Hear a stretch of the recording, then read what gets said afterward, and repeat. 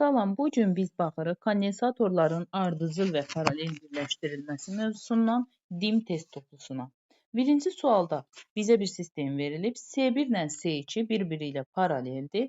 Paralel olanda tutumları neyləyirik? Toplayırıq. Tutumları bizə verib 20 və 10. Topladıq, bu ikisinin əvəzində bir 30 yaza bilərik. Və digər üçüncünü bunu da 30 verib və bu iki tutum bir-biri ilə ardıcıldır. Ardıcıl yerləşibsə və hər ikisi də 30-a bərabərdirsə, onda bu 30-un birini götürürük və sayına 2-yə bölürük. Bu da bizə verdi Y variantı. 2-yə baxırıq. 2-də bizə deyir ki, hər birinin elektrik tutumu S olan N sayda kondensator paralel birləşdirilib. Paralel olanda sayına vururuq, bu da eləyir S variantı. 3-də isə ardıcıldır. Ardıcıl olanda isə S-ni sayına bölürük, bu da var Y variantı. İndi gəlirik 4-də. 4-də isə S1 və S2-ni verib və ardıcıl deyirsə. Burada nə edirik? Baxın, bayaqlarım ardıcıl olanda biz nə edirik? Sayına böldük. Burada isə sayına bölmürük. Niyə? Çünki burada S1 ilə S2-ni bizə eyni verməyib. Ardıcılda o zaman sayına bölürük ki, bizə qiymətləri eyni versin. Bəs bu zaman nə edirik? Bunları sürətdə bir-birlərinə vururuq, məxrəcdə toplayırıq. Gəldik 4-də. 4-də isə paralel verib, yəni yenə də bir-birləri ilə fərqli olduğu üçün bu səfər bunları toplayırıq sadəcə Y variantı. 6-da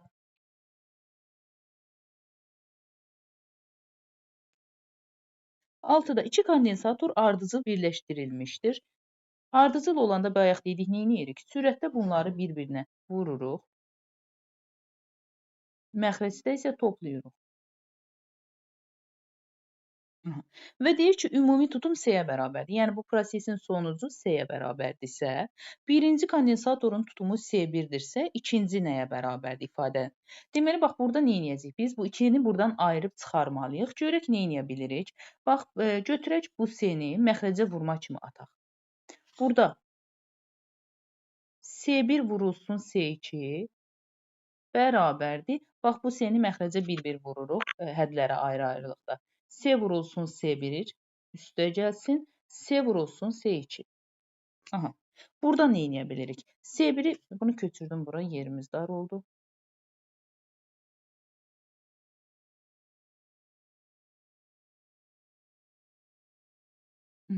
Burada indi, bax, bu S ilə S2-ni digər tərəfə çıxma kimi atıram. Bax, burada var idi S1, S2. Buradan çıxıram, bax, bu ifadəni. Niyə çıxıram? Çünki bərabərliyin digər tərəfindən çıxma kimi getməlidir. S, S2 bərabər olur, bax, yerdəki bu ifadə. S, S1. İndi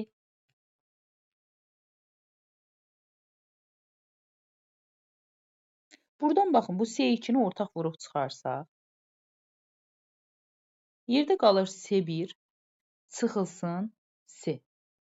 Bərabərdir S, S1-ə. Buradan da bizdən elə S2-ni çıxardır deyən, bizim məqsədimiz S2-ni orada tək buraxmaqdır. Ona görə, bax, bu mötərizədə iki ifadəni digər tərəfə, burada baxın, vurmadır.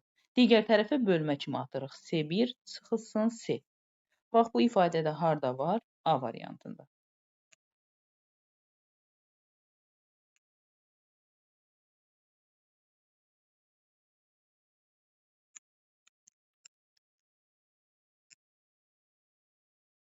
Altıya. İki kondensator ardıcıl birləşdirilmişdi. Yenə gəlin ardıcılda nə edirdik? Bunları sürətdə bir-birlərinə vururduq, məxrəcdə toplayırdıq. S1-i vururuq S2-yə, məxrəcdə də S1 ilə S2-ni topladıq və ümumi tutumu bizə S verdi. İndi iki kondensatorun elektrik tutumu S2-dirsə, aha, bu səfər artıq bizdən S1 istəyir. İndi yenə də eyni ifadəni eləyək. Yenə də S1 vurulsun S2 bərabərdir. Bax, bu nəticəni məxrəcə vurma kimi yayaq. S vurulsun S1 üstə gəlsin, S vurulsun S2. Bu səfər məqsədimiz S1-i tapmaqdır. Ona görə nə edə bilərik burada? Gəlin, bayaqçı kimi elə davam eləyək. Bu səfər, bax, bu ifadəni bərabərliyin digər tərəfinə keçirdim ki, məqsədimiz, bax, bu birləri yan-yana yazaq ki, birlərin bir dənə eləyə bilək. Ona görə, bax, bu ifadəni olduğu kimi saxlayıram. S1 vurulsun S2-dən. Çıxıram, bax, buradakı ifadəni. S1-i bərabər yerdə qalır S vurulsun S2.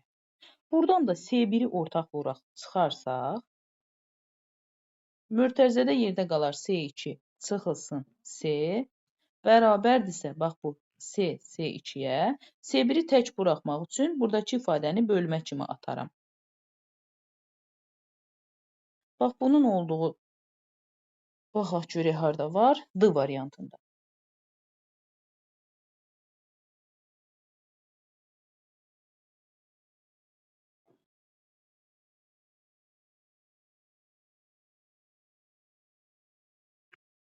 Səkkize baxaq.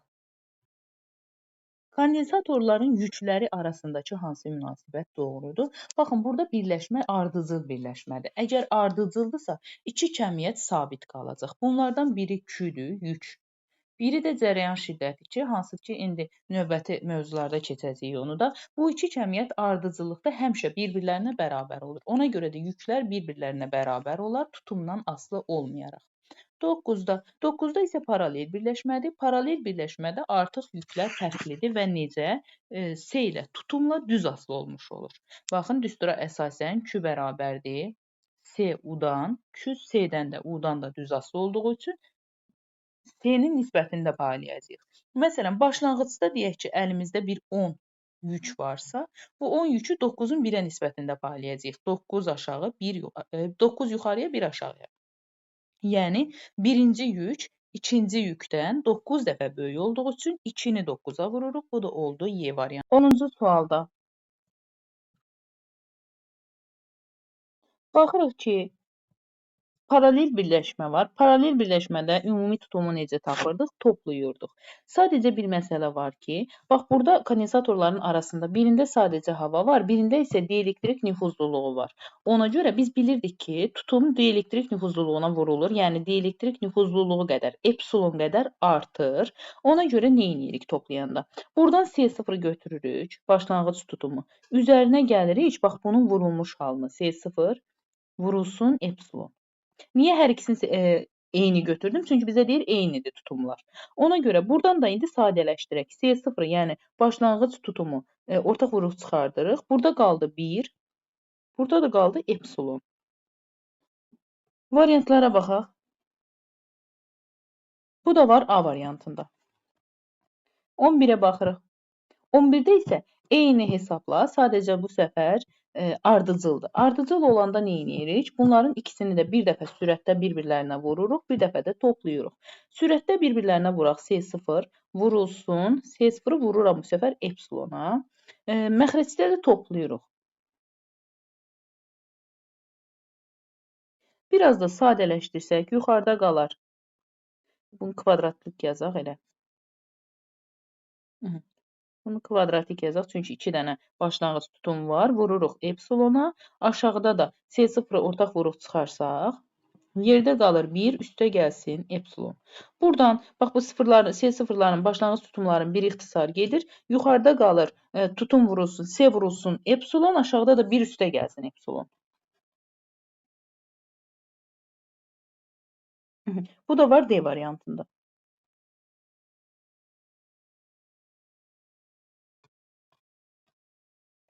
Aha, 12-ci suala baxırıq. Elektrik tutumu eyni olan 3 dənə kondensator ardıcıl birləşdirilir. Sonra bu kondensatorları paralel birləşdirərsə, batareyanın elektrik tutumu necə dəyişər? Baxın, ardıcıldan paralelə keçəndə nə edir? Artır. Bəs nə qədər artır? Hansı rəqəmi veribsə, neçə dənədir? Baxın, 3 dənə. 3-ün kvadratı qədər. 3-ün kvadratı nədir? 9. Deməli, 9 dəfə artar. Baxın, ardıcıldan paralelə keçəndə artır, paraleldən ardıcıla keçəndə azalır. Nə qədər? Sayını kvadrata yüksəldirik. Məsələn, 3 dənə deyirsə 3-ün kvadratı, 5 dənə deyirsə 5-in kvadratı qədər. Yəni, neçə desə. İndi keçirik 13-ə. 13-də ümumi tutumu soruşursa, ilk öncə bax, bu ardıcıllara baxırıq. Nə edirik? Bax, bu 2 dənə tutumu sürətdə bir-birlərinə vururuq. 20 vurulsun 30. Məxrəcdə də toplayırıq. Bu ikisinin əvəzinə bir dənə 12 yaza bilərik. İkisini sildik, yerinə bir 12 yazdıq. Və bu 12 ilə də bu 18 paralel olduğu üçün topladıq. Bu da bizə 30 verdi. A variantı.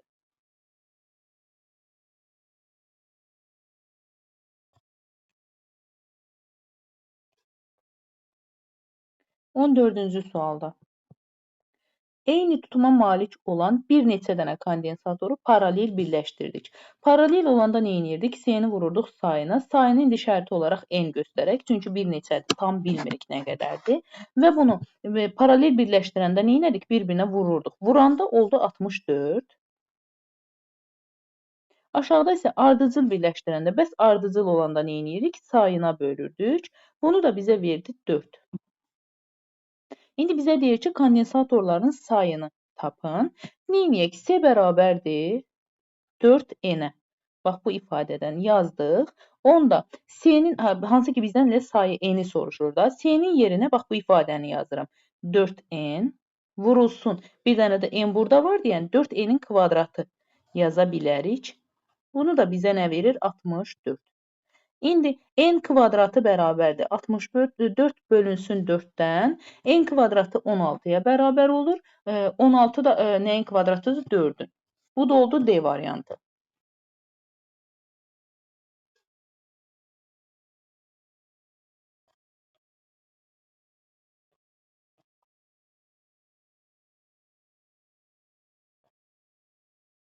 Yenə də eyni tutuma malik bir neçə kondensatoru paralel birləşdirəndə nə olur? Cn. Və bunu da bizə verib 32. Ardıcıl birləşdirəndə isə nə olur? S bölünsün N. Bunu da bizə veribsə 2. Hər bir kondensatorun elektrik tutumunu soruşur. Yəni S-ni soruşur burada. O zaman S nəyə bərabərdir? Bax, bu sonuncu ifadəyə görə S bərabərdir 2N. Buradan da N bərabərdir S bölünsün 2. Niyə N-i mən çıxardım? Çünki bizə S lazımdır deyə N-i buradan aradan çıxarmalıyıq. N-i silib yerinə yazıram S bölünsün 2. Baxın, burada da bir S var. S-ni vuranda S böl 2-yə, bu da bərabərdirsə 32-yə, onda S-nin kvadratı bərabər olmuş olur 64-ə. 64 də, bizə dəqiq 64-dürmü? Bəli. 64 də nəyin kvadratıdır? 8-in. O zaman bu da elədir A variantı.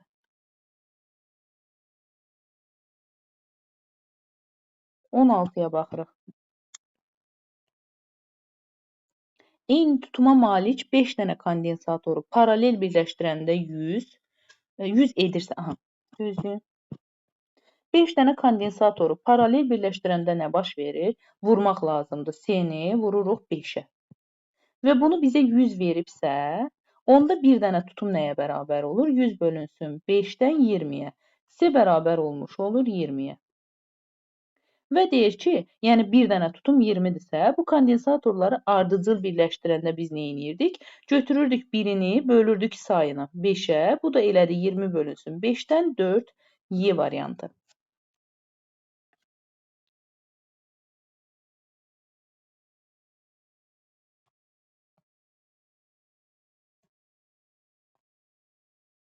On 7-ci sualda.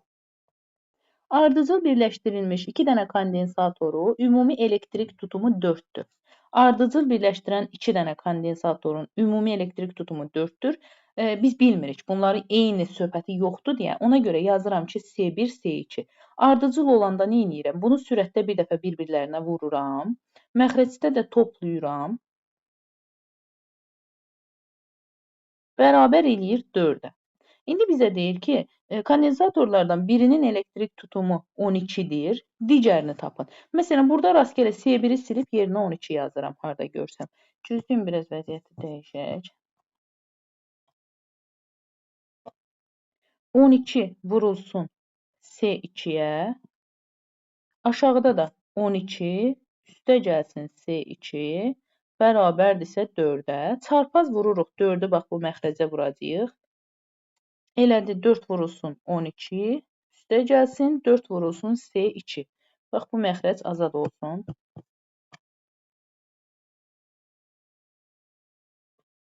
Aha. Buradan 4-ü hər ikisi üçün ortaq vuruq çıxara bilərik.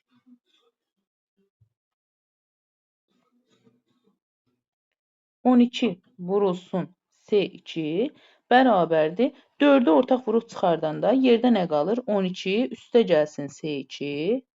Buradan 12 ilə 4 ixtisar gedəndə burada qalır 3 S2. Bu tərəfdə də qalır 12 üstə gəlsin S2. Bu S2-ni də çıxaq kimi atanda 2 S2 bərabər olursa 12-yə, 2-ni də bölmə kimi atırıq. S2 bərabər olmuş olur 6-ya. O da bərabərdir D variantı.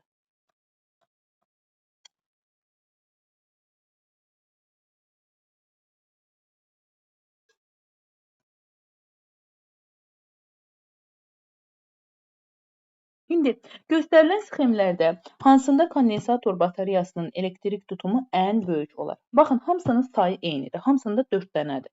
Düzdürmü? İndi ən böyük deyirsə, bu 4-ünün də paralel birləşməsini götürəcəyik. Bax, bunun kimi. Ən kiçik deyəndə də ardıcılı götürəcəyik. İndi burada C variantıdır. Baxın, 19-da kiçik deyir. Kiçik olduğu üçün də 19-da B variantını götürürük. 20-yə baxırıq. İkinci sxemdəki kondensator batareyasının ümumi tutumu, birinci sxemdəki batareyanın tutumuna olan nisbətini tapın. İlk öncə gəlin 2-yə baxaq. 2-də, bax, bu ikisi ardıcıldır. Neyləyirik? Sayına bölürük. S bölünsün 2. Bu da öz arasında ardıcıldır. Bunu da sayına bölürük. S bölünsün 2. Və sonra bunlar paralellik təşkil elədiyi üçün toplayırıq. Deməli, 2-də 1 ilə 2-də 1-i də topladıq. Bizə 1 S verdi. Bu oldu 1S. İndi gəlirik birinci sxemə. Birinci sxemdə 3 dənə ardıcıl var. Nə edirik? Sayına bölürük. S bölünsün 3-ə. Çünki hamısı eynidir. İndi bax bu aşağıdakı ikinci sxemdəki tutumu S-ni bölürük birinci tutumdakına. Bunlar ixtisar gedir, yerdə 3-ün özü qalır. Y variantı.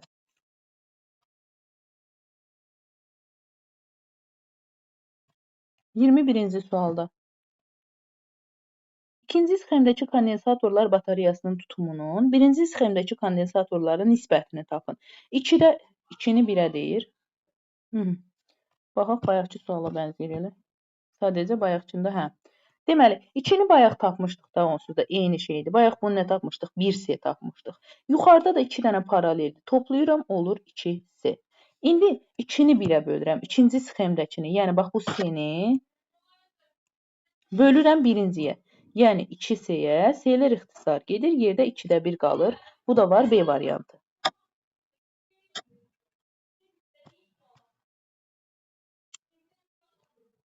İki müstəvim hava kondensatoru mənbəyə ardıcıl qoşulmuşdur.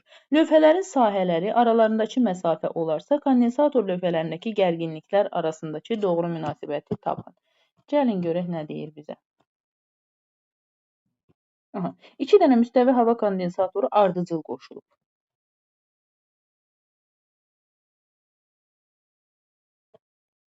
İndi bura yazıram S1, bura yazıram 3S. Bircə dəqiqə. Bura 3S, bura S. Bircə dəqiqə. Baxın, S1 bərabərdirsə 3S2-yə, bax buranı 1, buranı 2 götürsək, yəni birinci 3 dəfə böyükdürsə, birinciyə 3S yazsaq, ikinciyə də S yazırıq. İndi gəlin D-yə baxaq. D-də də, D-də isə ikinci 1-dən 2 dəfə böyükdür. Bura 2D yazsam, bura 1D yazaram. Bu belə. İndi bizdən soruşur nəyi? Gərginlikləri. Davam eləyək. Baxın, biz bilirdik ki, ardıcıl olanda Q'lər bir-birinə bərabərdir. Yəni, bax, buradakı Q1 bərabərdir buradakı Q1-ə. Yəni, bunlar ikisi də Q-dür. İkisini də Q götürək, eyni qiymət götürək. O nəyə bərabər idi? O bərabər idi Q bölünmüş C-dən. Birinci, bax, bu hissənin ulsuna gəlin, baxaq. Burada Q-nin yerinə elə Q yazıram.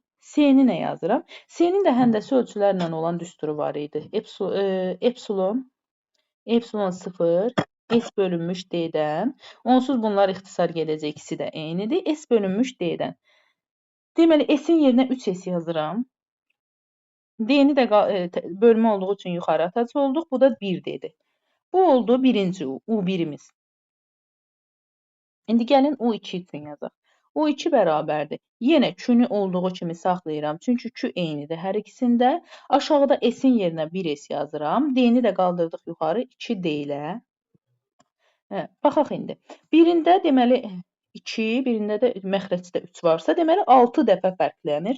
Hansı daha böyükdür? İkinci, U2 daha böyükdür. Neçə dəfə? 6 dəfə. Onda U1-i 6-ya bölürük. Bu da eləyir C variantı.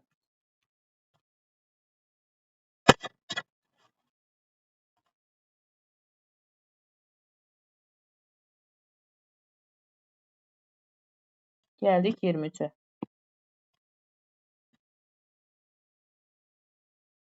Bu səfər isə görək nə deyir? Aha, iki müstəvi hava kondensatoru sabitli gərginlik mənbəyinə paralel qoşulmuşdularsa.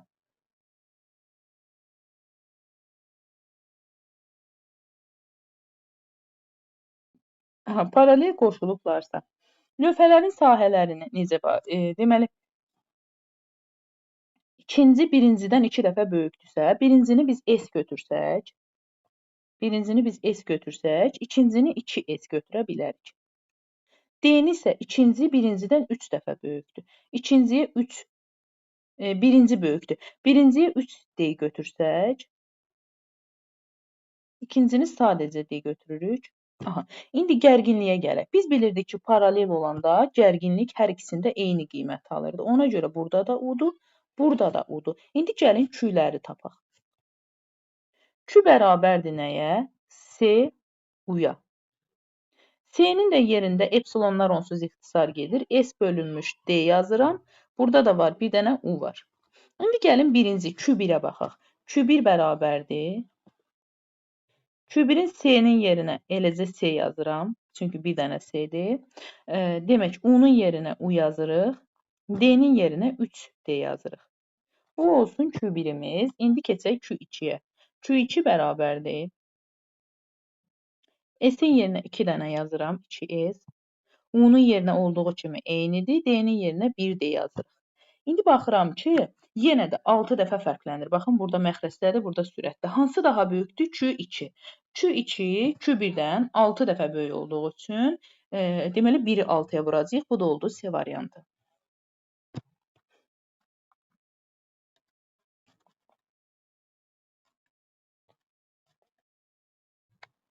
24-ə baxaq.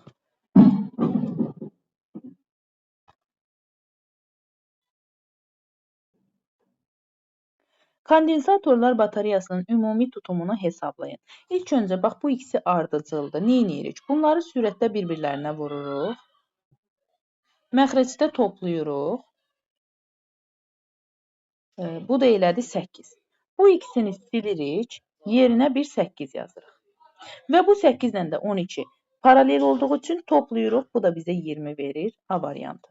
26-cı sualda kondensatorların yükləri arasında hansı münasibət doğrudur?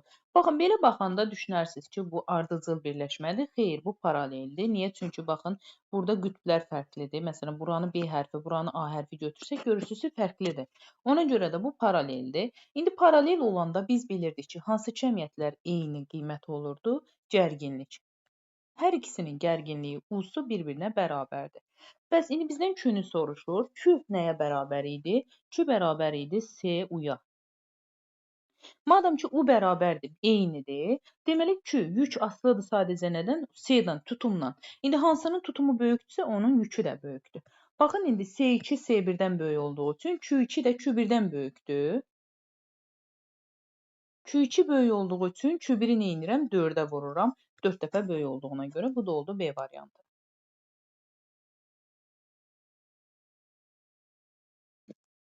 26-da baxıram ki, bu birləşmə ardıcıl birləşmədir. Baxın, paralelə bənzədiyinə baxmayın. Görürsünüzmü? Məsələn, bu aradakı bax bu sim kimi düşünsək, bir naqil kimi, onu biz açıb düzəltsək düpdüz olar və bu da ardıcıl olar. Ardıcıl olanda da yüklər bir-birinə bərabər olurdu. Ona görə də bərabər olan Y variantını götürəcəyik.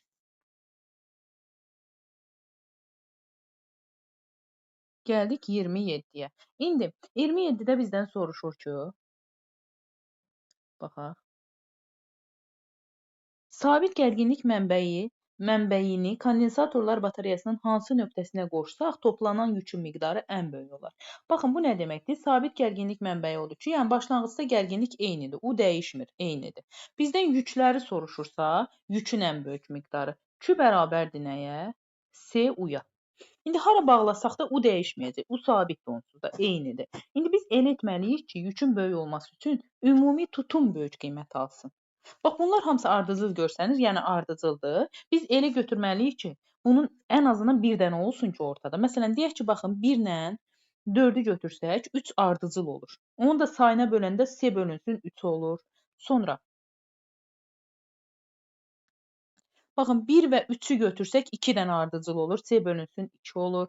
Biz elə eləməliyik ki, bir dənə olsun. Bircə dənə tutum olsun. Məsələn, 1 ilə 2 ola bilər, 2 ilə 3 ola bilər, 3 ilə 4 ola bilər. Burada da ona uyğun ancaq 1 və 2 var. Arada bir dənə qalan. O da oldu Y variantı. Burada 28-də isə deyir, yükün miqdarı ən kiçik olsun. Yükün miqdarının ən kiçik olması üçün lazımdır ki, ümumi tutum ən kiçik olsun. Ona görə də 1 ilə 4-ü götürək ki, arada qalan ümumi tutumu 3-ə bölək, ən kiçik olsun. Bu da oldu D variantı.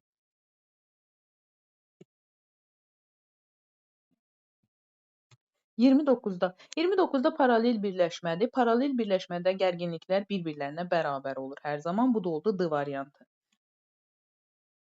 30'da ardıcıldır. Ardıcıl olanda küylər bir-birlərinə bərabər olur. İndi bizdən soruşur gərginliyi. U bərabərdir Q bölünmüş S-dən. Küylər onsuz da bərabərdir və gərginliklər də tutumla tərs asılı olduğu üçün 2-nin gərginliyi 1-dən 4 dəfə böyük olacaq. Ona görə 1-i 4-ə vuracağıq, C variantı.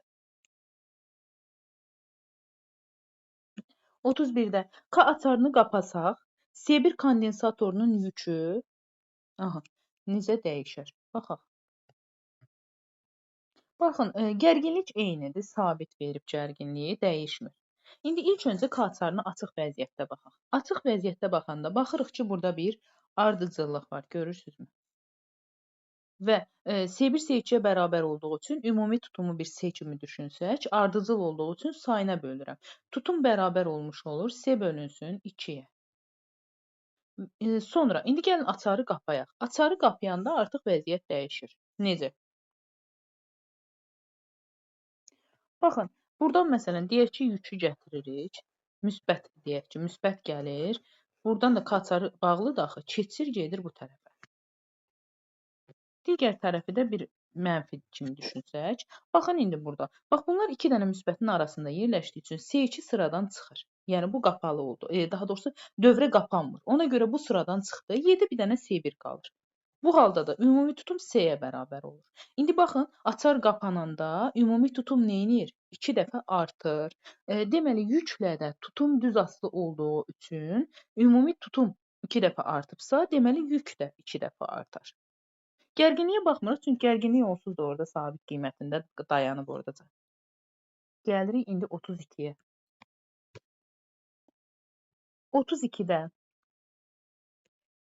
32-də ümumi tutumu bizə U verir. Və S1 kondensatorunun lövhələri arasında dielektrik daxil eləsək, S1-in arasına dielektrik daxil eləyəndə S1 ümumiyyətlə ümumi burada U1, U2 deyil. Və burada dielektrik daxil eləyəndə S1 artır. Düzdürmü? Tutum artır. U ilə də S tərs asılı idi də, düzdürmü? Məsələn, U bərabərdir, 2 bölünmüş S-yə əsasən. Baxıram, S1 artdısa, demək ki, U1 azalacaq tərsinə. Düzdürmü? İndi U1 azalıbsa, axı başlanğıcdakı gərginlik dəyişməməlidir. Mən məcburam ki, U2-ni azaldım ki, bizə dəqiq U2-ni artırım ki, bax bu balans pozulmasın. Necə? Məsələn, deyək ki, bax burada başlanğıcda bir 10 var. Gərginliyimiz 10-dur. Bunu da 5-5 paylamışıq. 5 bura, 5 bura. Hə? İndi bu U1 azaldı. Məsələn, azaldı oldu 4. Axı bu başlanğıcdakı 10 dəyişməməlidir. Mən məcburam U2-ni də artırım 6 eləyim ki, yenə də toplam 10-a bərabər olmuş olsun. Ona görə də U1 azalar, U2 artar. Bu da var B variantında.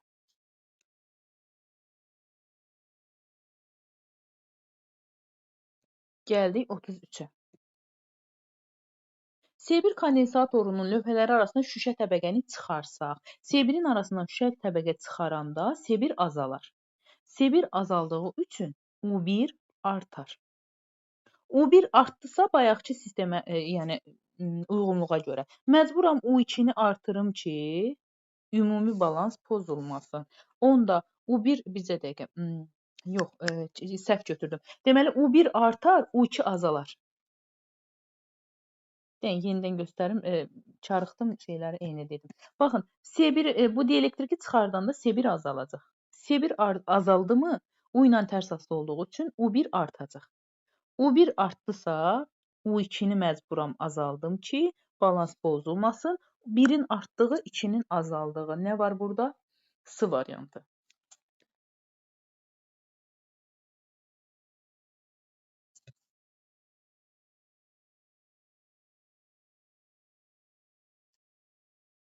Elektrik tutumları 1, 2, 3 olan 3 kondensator sxemdə göstərildiyi kimi birləşdirərək sabit gərginlik mənbəyinə qoşulmuşdur. Kondensatorlardakı gərginliklər arasındakı hansı münasibət doğrudur? Baxaq, 1 2-dən böyükdür, 2 də 3-dən böyükdürsə, onda nə edirik? Deməli, baxın, bunlar paralel birləşdiyi üçün istər-istəməz bunların gərginlikləri bir-birinə bərabər olacaq. Onda 1 bərabərdir 2-yə. Bunu yazdıq. Və başlanğıcda məsələn, bax topa bu gərginliyə bir 10 qiyməti versə və ya fərqi yoxdur, nə verirsiniz verin. Bax bu gəldi, bu 3-ün üstündən 10 olaraq keçir, düzdürmü? Ancaq bura gələndə artıq paylanır. Bir qismi bura, paylanır deyəndə ki, bizə dəqiqə.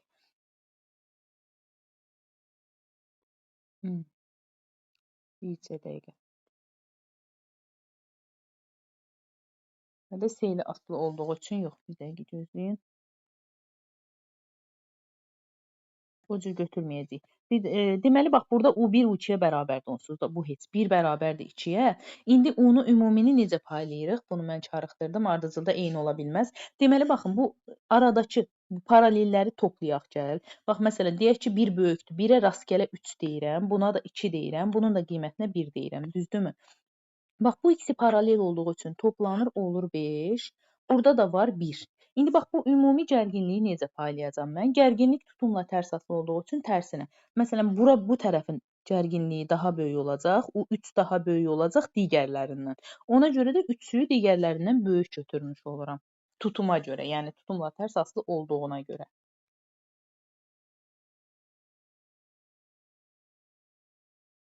Gəldik 35-ə.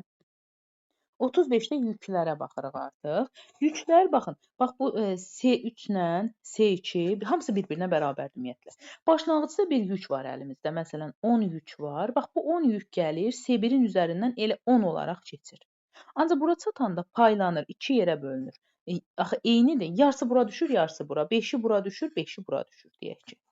Və tutumlar eyni olduğu üçün məcburdur yüklər də eyni olsun. Yəni 2 3-ə bərabərdir. Tutum da eynidir, paraleldə, gərginlikdə.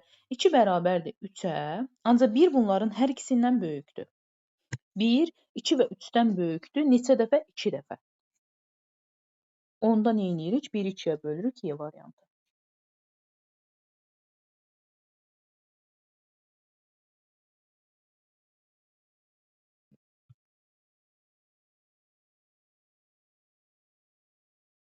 Eyni elektrik tutumuna malik tutumlar eynidirsə və bizdən yükləri soruşursa. Baxın, bax buradan ardıcıllıq olduğu üçün yüklər bir-birinə bərabərdir. Ona görə 2 bərabərdir 3-ə. İndi bunları bildik. İndi bax bu ardıcıllıqda ümumi tutum nəyə bərabər olurdu? Bölürdük sayına. S böl 2-yə. İndi bax buradan başlanğıcda bir yük gəlir. Burada 2 hissəyə ayrılır. Ancaq yuxarıya daha çox düşür. 2-nin 1-ə nisbətində. Məsələn, yuxarıya 2 kü düşəndə aşağıya 1 kü düşür. Bu niyə? Çünki tutumla düz asılıdır axı. Ona görə də 1-in yükü 3-dən daha böyük olur. Bu 3-dürmü? Bəli. 1-inki 3-dən böyük olur. Ona görə 1 bunlardan böyükdür. 2, 3 1-dən kiçikdir. Neçə dəfə? 2 dəfə. Ona görə bu da oldu bu variantı.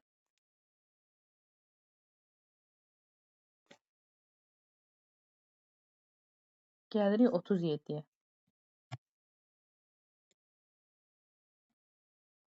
37-də nə edirik? Deməli, başlanğıcda baxın. Bax bu paralellik ki var. Bax bu ikisi ardıcıldır. Bunu biz nə edək? Və böyüklüyə görə gəlin elə bunlara rastgələ bir qiymət yazaq. Deyir 1 ən böyükdür. Onda ən böyük buna bir 3 yazıram. Sonra 2 gəlir. 2-yə bir 2 yazıram. Sonuncuya da 1 yazıram. Tutum olaraq. Bax, bu verilənlərə əsasən.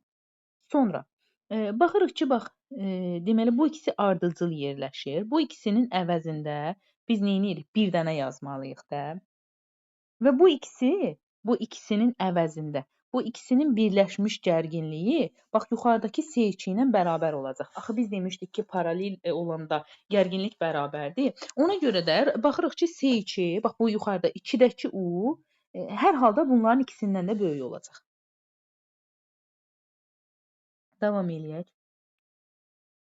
2 böyükdür. İndi gəldik 3 ilə 1-in arasına. Görək 3 ilə 1-i necə paylayırıq? Axı gərginlik tutumla tərs asılıdır. Əgər 1-in tutumu daha böyükdürsə, deməli 3-ün də gərginliyi daha böyükdür. Ona görə 3, sonra da gəlir 1. 2, 3 və 1-in olduğu, bu da oldu D variantı.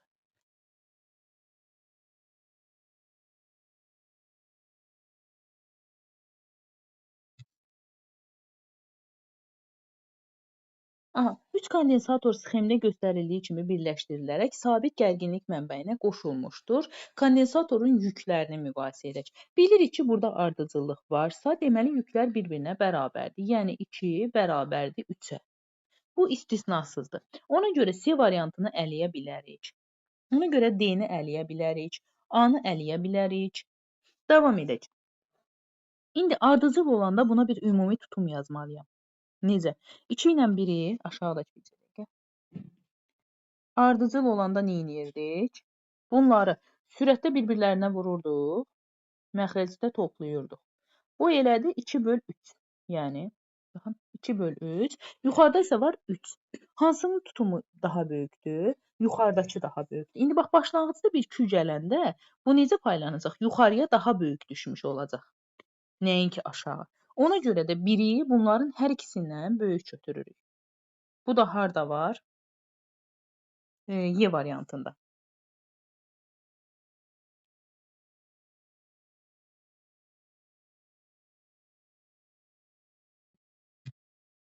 Otuz doqquz.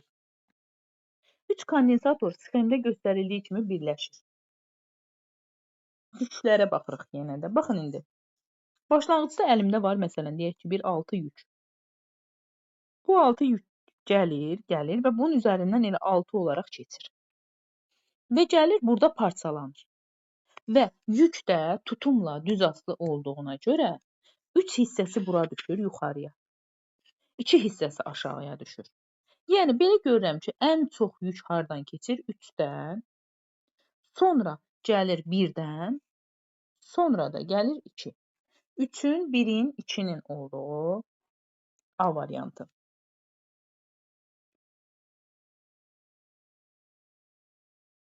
40-cı sualda kondensatorların gərginlikləri arasındakı hansı münasibət doğrudur? Gərginlik, bax, bu ardıcıldır. Bunu qətiyyən paralel kimi düşünmürük. Baxın, ardıcıldır.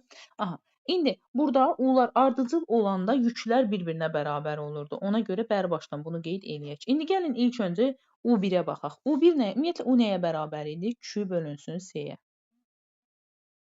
Onda U1 də bərabərdir. Q-nin yerinə heləcə Q yazıram. C-nin də yerinə C yazıram. C1-i. İndi gəlirəm U2 üçün. U2 bərabərdir. Q-nin yerinə Q yazıram, C-nin yerinə 4C yazıram. Deməli, ikinci gərginlik birincidən 4 dəfə kiçik olduğu üçün 2-ni 4-ə vururam, olur D variantı. 41-də kondensatorların enerjiləri arasındakı hansı münasibət doğrudur? Baxırıq ki, kondensatorlar ardıcıl birləşdirilib.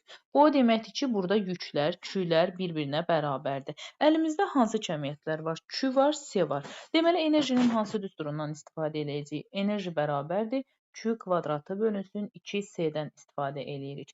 Madəm ki, Q'lər ikisi də eynidirsə, deməli, enerji asılı olacaq birbaşa C-dən tutumdan və necə asılıdır? Tərs asılıdır. Yəni, hardakı tutum daha böyükdür, orada enerji kiçik qiymət alacaq. Yəni, aşağıda C2-də ikincinin enerjisini biz W götürsək, birincinin enerjisini 3 dəfə ondan böyük götürmüş oluruq. Ona görə də 2-ni 3-ə vururuq. Bu da eləyir A variantı. Davam edək.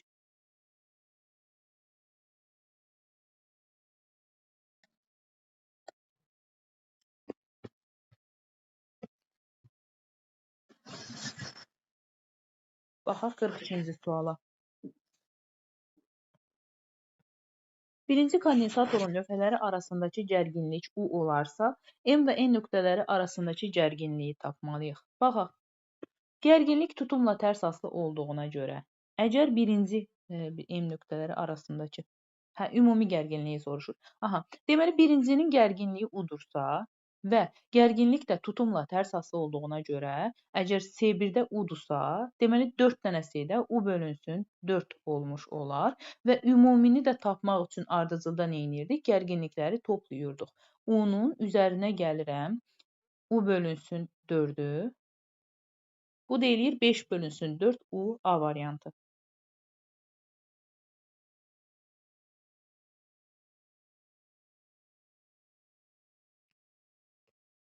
Birinci kondensatorun lövhələri arasındakı gərginlik U olarsa, baxıram, əgər birdə U-dursa, ikincidə tutum 3 dəfə artdığı üçün gərginlik 3 dəfə azalacaq. Yəni, tutumla tərs aslıdır. Onda burada da olacaq U bölünsün 3 və ümumi M-nin arasındakını tapmaq üçün biz bunları toplayırıq. U-nun da üzərinə gələndə U bölünsün 3-ü ortaq məxrəcə gətirsək, bu da olacaq aşağıda 3, yuxarıda 4. 4 bölünsün 3-ün olduğu D variantı.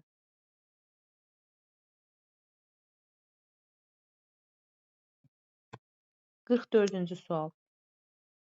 K açarını açdıqda tutumu C1 olan kondensatorun yükü neyniyər?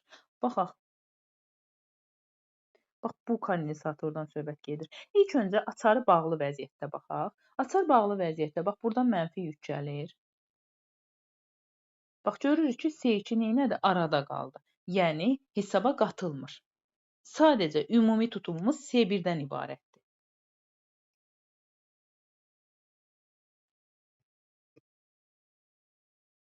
İndi baxaq, əgər K açarı açılsa.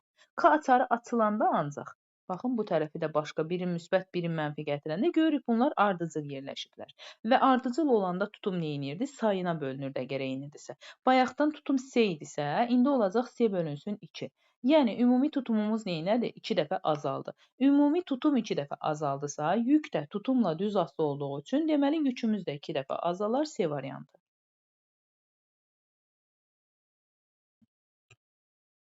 45-ci suala. Baxaq, deməli, başlanğıcda bizim gərginliyimiz sabitdir, dəyişmir. Məsələn, başlanğıcda rastgələ bir 10 qiyməti verək. Və gəlirəm, C2 kondensatorun lövhələri arasında elektrik doldurduqda. Baxın, bu onu gəlir rastgələ, məsələn, 5 bura paylayaq, 5 də bura paylayaq. İndi C2-nin arasına elektrik daxil eləyəndə, bu o demək ki, C2 tutum artacaq.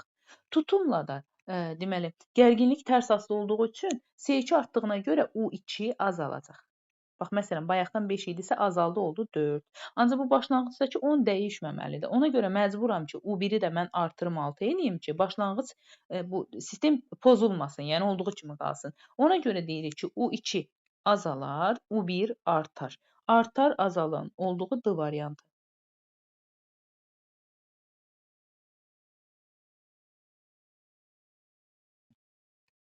46-ya baxaq. C1 kondensatorunun lövhələri arasında məsafəni azaltdıqda, C1-in D-sini azaldanda biz bilirdik ki, tutum D ilə tərs asılıdır. Epsilon, epsilon 0, S bölünmüş D düsturuna əsasən. Ona görə D-ni biz azaldanda C1 neyniyəcək? Artacaq. C1 artdığı üçün U1 də U ilə də C tərs olduğuna görə U1 azalır. U1 azalırsa, məcburdur ki, U2 artsın ki, buradakı balans pozulmasın. 1-in azaldığı, 2-nin artdığı hansı var? B variantı var.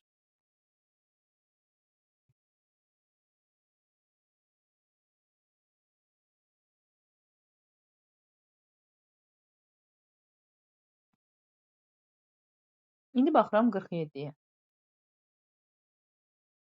C2 kondensatorunun lövhələri arasındakı məsafəni azaldanda, C2-nin lövhələri arasındakı bayaqki kimi tutumla D tərs asılıdır. Əgər D-ni azaltsaq, deməli C2 artar.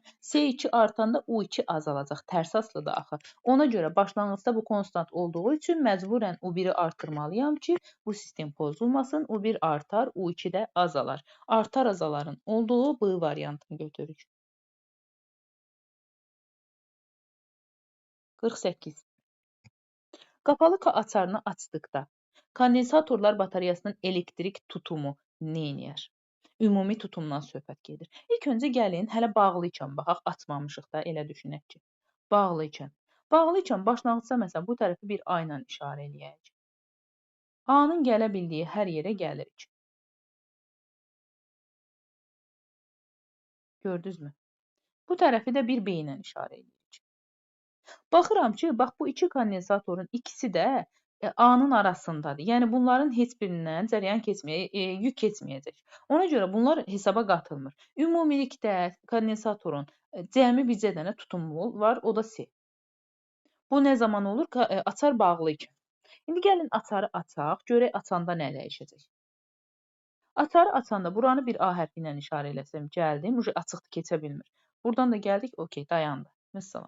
İndi buradan bu tərəfi gətirirəm, dayanıram və ortada da bir dənə nə var? Bir kəsişmə var deyəm. Burada başqa bir, məsələn, B hərfi yazıram.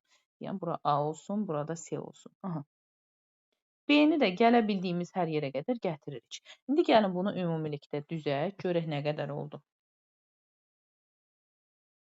Bunu hərfləndirməklə eləyirəm. İnşallah ki, hərfləndirməni bilirsiniz. Bilməsəz, ona dair videoya baxa bilərsiniz. Mən çox açıqlama gətirmədim çünki. İndi bir tərəfdən A, bir tərəfdən C yazsam, ortada da bir B yazanda, bax bu C tutumu A ilə B-nin arasında bir C var və B ilə də C-nin arasında 2 dənə var. Paralel. C, bu da var C. Bu ikisi paralel olduğu üçün toplamda oldu 2C. Sonra bunlar öz aralarında ardıcıldır. Bunları məxrəcdə bir dəfə bir-birlərinə vururam. Sürətdə bir-birinə vururam. Məxrəcdə nə edirəm? Toplayıram. İxtisar gedir. Yerdə qalır 2 bölünsün 3C. Bayaqdan 1C idi. İndi 2 bölünsün 3C oldu. Neynədir? Azaldı. Nə qədər azaldı? 1,5 dəfə azaldı.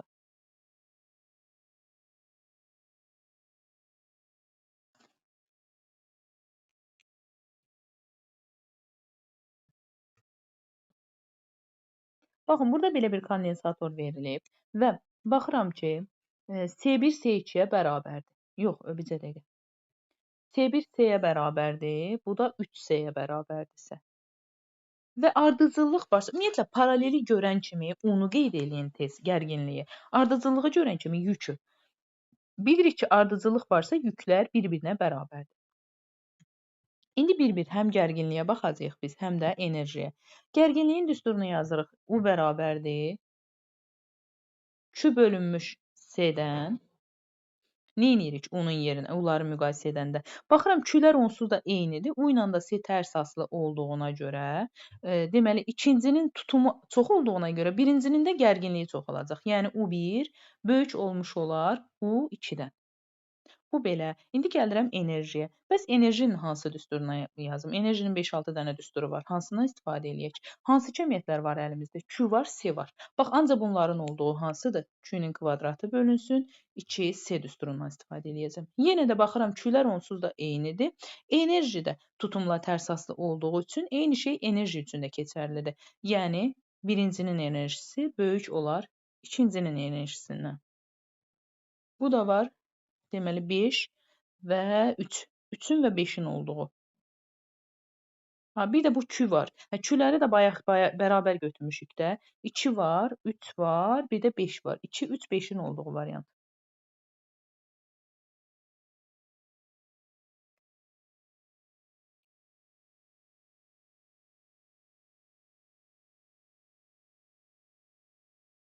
Əlliyə baxıraq. Baxın, birinci kondensatorun lövhələri arasındakı gərginlik 8-dir. İkinci kondensatorun elektrik tutumunu hesablayın. Baxın, birincinin, bax burada gəlin, biz nəyi bilirik? Biz bilirdik ki, bax başlanğıcdakı gərginlik 12-dir. 12-dən 8-i bura düşəndə, bax bura nə qalacaq? Ardıcıldır da paylayacağıq. 8-in bura payladıq, yerdə 4 qaldı. 4-ü də bura yazmış olduq. Sonra ardıcıl olduğu üçün başa düşürük ki, hər ikisinin yükü də bir-birinə bərabərdir. İndi nə edək? Gəlin, bax, bu hissənin yükünü tapaq. Bunun yükünü tapsaq, deməli, digərinkini də tapmış oluruq onsuz da. Gəlin, bunun yükünü tapaq, necə tapaq? C U ilə. C-ni U-ya vuraq. 4-ü vurduq 8-ə, Q bərabər olmuş oldu 32-yə.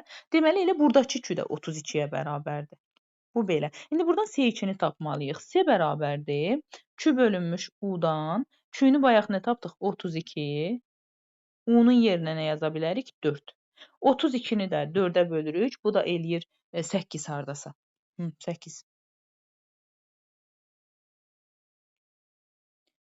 51-ə baxaq.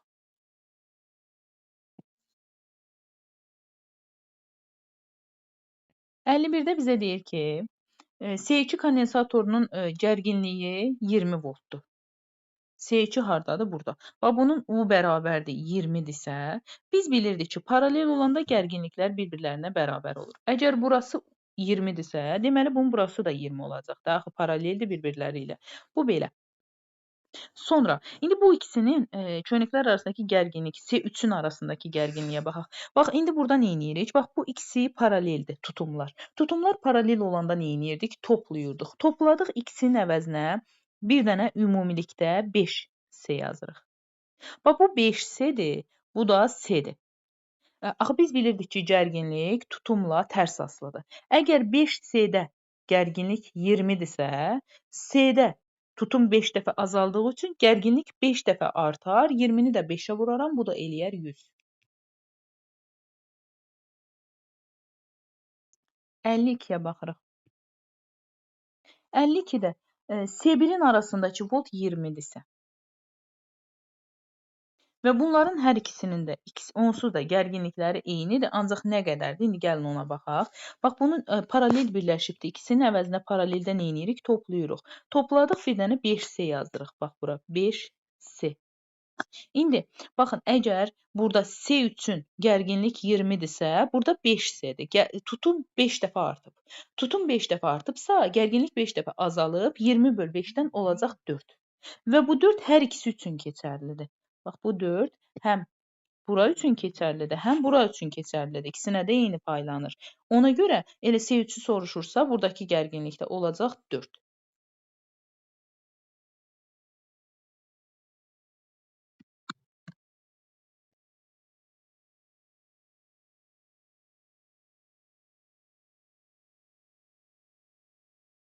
Sabit gərginlik mənbəyinə qoşulmuş kondensatorlardan birincisinin köynəkləri arasında dielektrik daxil eləsək, başlanğıcdakı gərginliyimiz sabitdir.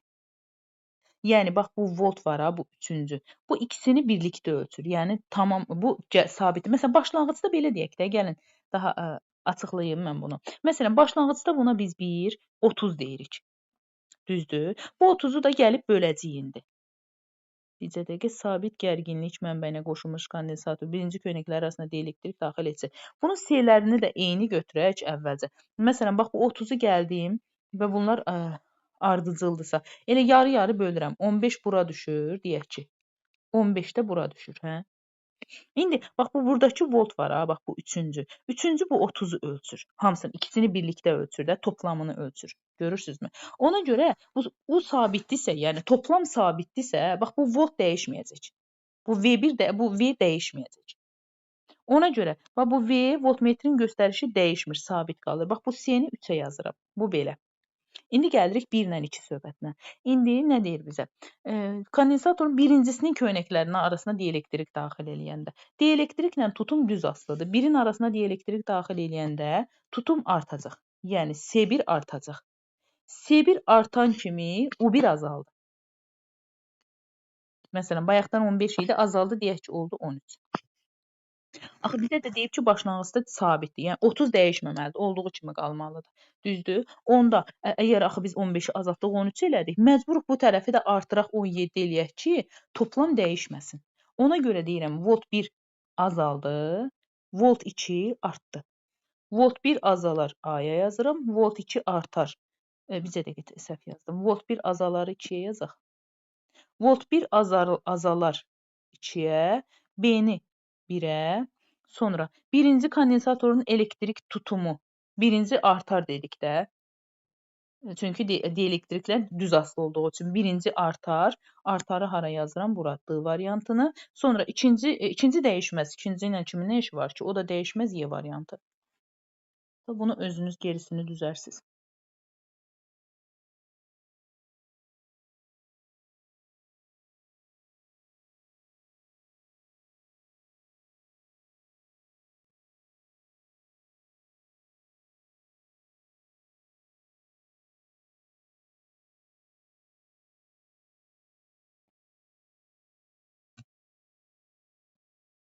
Eynən də bax burada. Başlanğıcda sabitdir.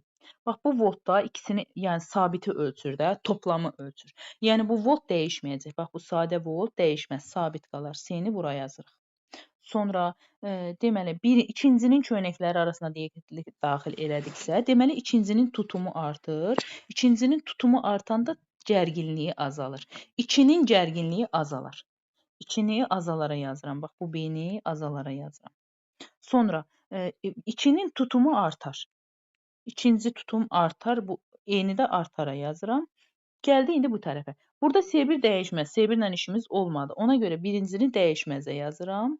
Volt 1 isə neyniyər? Bu birisi azaldısa məcburdur volt 1 artsın ki, sistemi ayaqda saxlaya bilsin. Ona görə volt 1 artar. Bunu da A-nı da bura yazıram.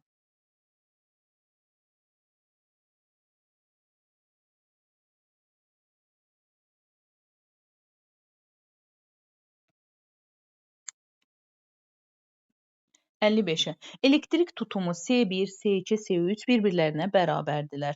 İndi yenə sabit gərginlik mənbəyinə qoşulub. Bax, burada bunu verməsə də bizə deyib ki, sabitdir. Başlanğıcdakı gərginlik sabitdir.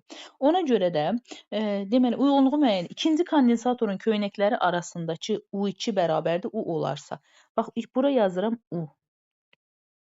Onda gərginlikləri qütblərinin gərginliyi. Aha. İndi baxaq. Bunlar hamısı bir-birinə bərabərdirsə, ümumiyyətlə bax bu paralellik ki var. Bu paralel nə deməkdir? Yəni burada U varsa, burada da U var. Paralel olanda gərginliklər bir-birlərinə bərabər olur. Sonra bu iki paralel tutumun paralel olanda nə edirdik? Toplayırdıq. Topladıq oldu ikisi. Burada isə var birisi. Yəni bax bu tərəfin buradan keçəndə tutum 2 dəfə artır. Tutum 2 dəfə artanda gərginlik 2 dəfə azalır. Yəni bax buranın gərginliyi, başlanğıcdakı gərginlik bu birisi gərginliklərdən 2 dəfə böyük olmalıdır. Ona görə də ümumilikdə deməli bu 2 bircə dəqiqə gözləyin. Bax başlanğıcda biz U2 gəldik və U2 gəldik. Burada hər ikisinə də deməli neynədir? U2 gəldi, ayrıldı. Hər ikisinə eyni oldu. U bura, U da bura. İndi ümumilikdə soruşursa bizdən ki, ümumi nə qədərdir? Bir ona baxaq.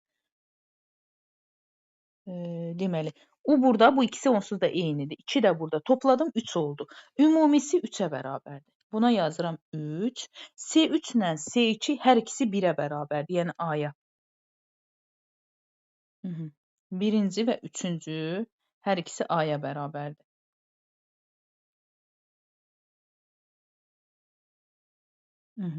Sonra nəyi soruşur sonra bizdən?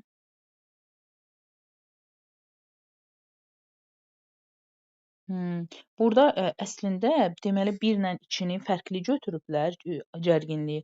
Ancaq o doğru deyil. 1 ilə 3-ü. 1 ilə 3-ü fərqli götür. 2-ni heç verməyiblər. Heç nə. Başlayaq. Deməli 1-də 2-dir. 1-in içində 2 tapdıq da bizdə. 1-də 2-dir. 2 də var B-da. 2-də A-dır. 3-də də 3 hardadır? C. B, A, C. Qarışdırdıq çünki sonlara yaxında artıq istər-istəməz beyin yorulur və salam bu qədər. Bitdi.